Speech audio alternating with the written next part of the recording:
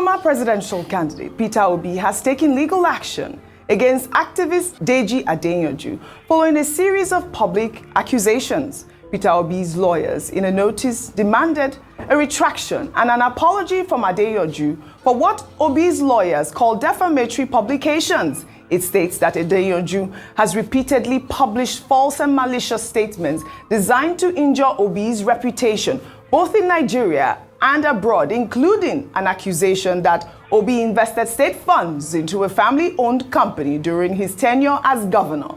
The legal notice specifically cites a social media post from August 21st, 2025, in which ADEYANJU allegedly claimed that Peter Obi could only be president of the obedience on social media and that his supporters represent political extremists. Well, in a defiant response on Facebook, ADEYANJU publicly dismissed Peter Obi's legal threat as laughable, expressing his eagerness to confront him in court while reiterating his previous claims. A lawyer, he continues with the defamatory statements on his social media account. We know that the legal battle intensifies a long-standing public dispute between the two parties, which began when ADEYANJU had previously sued one of Peter Obi's aides for alleged defamation against his wife. I'll take some tweets before I come to you, Ion. This is from Pato, who wrote on X: when you shift from insults and criticisms to making categorical allegations about someone offering you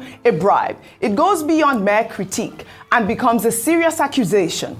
DEJI is not just any random social media user. He boasts about his 25 years of activism and is now a lawyer. He should recognize the difference between hypothetical and categorical statements when making the former, especially regarding an allegation of bribery. One must be prepared to substantiate the claim. Furthermore, DEJI personally requested this.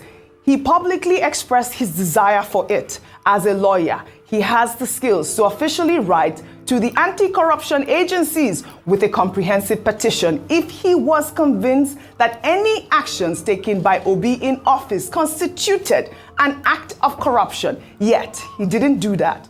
Instead, he wakes up every day throwing around all manner of categorical statements about acts of corruption. Another Twitter user wrote, "This case will really test the line between free speech and protecting someone's name. If Obi feels his image has been damaged, the court is the right place to sort it out."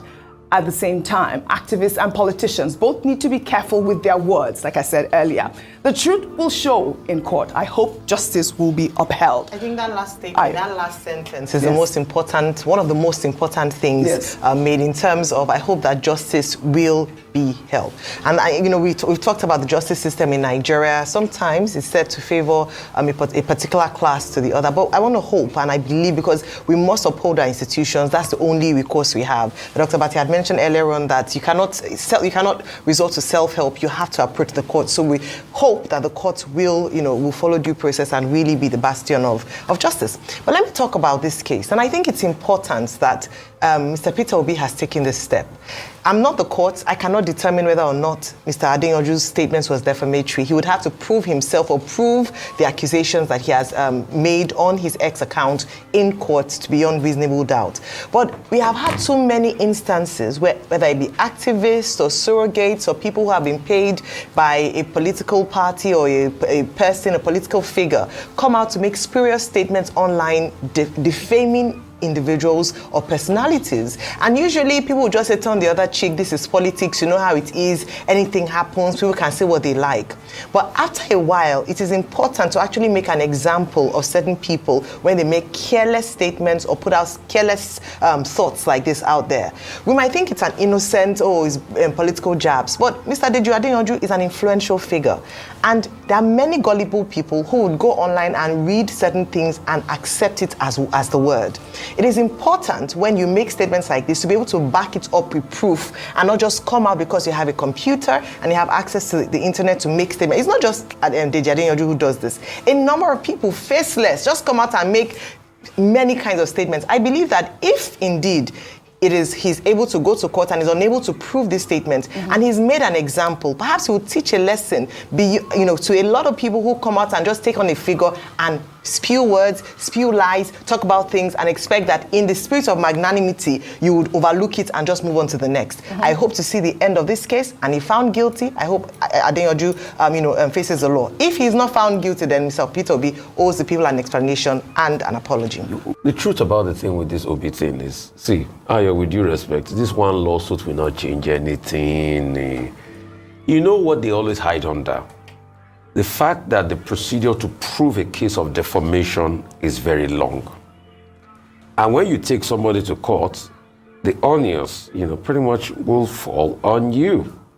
So it's a very long-ended process. And they act on that to do it. But you see, I'm not surprised. You have a lot of government officials, people that have been paid with our taxpayers' money, also defaming people's spokesmen. That's the society. But you see, the hypocrisy about all of this is the same government officials that are calling for the social media space to be sanitized. They are the ones that are using it to defame people, which we have empirical proof. Dr. Abati, there is a Cybercrime Act law that has just been passed recently. In fact, that cybercrime rule, I know a government spokesman that has violated that. If I'm to activate the cybercrime rule today, the cybercrime law, but nothing will be done. So what I've come to listen to them is and see. So what I've come to say, if I can advise you, Mr. Peter Obi, with due respect, withdraw that case from court. Do not give anybody any chance to look very influential more than they are, because it's a waste of your time. Don't glorify them. Wait, Ayo. As of today, DEJI Adeyanju is on channel. He went on channels to talk about that in this morning. So don't glorify these people. Just ignore. It's public space. They will say things against you. If you can't stand it, you don't get litigation. Mr. Peter Obi, why withdraw that case? They will say things against you. Just let it go. All right, that's your thought. Principles must be properly stated. Section 39 of the 1999 Constitution guarantees the freedom of expression.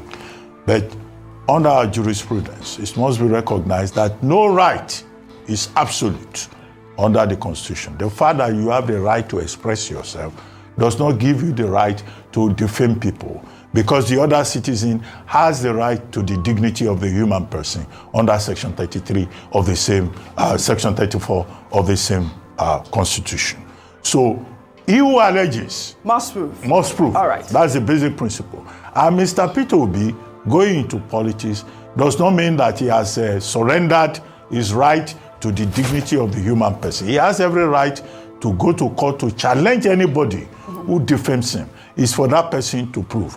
The fact that you are a lawyer or that you are an activist does not grant you immunity. This is it. Section 308 of the 1999 Constitution is very specific about the persons who are entitled to immunity.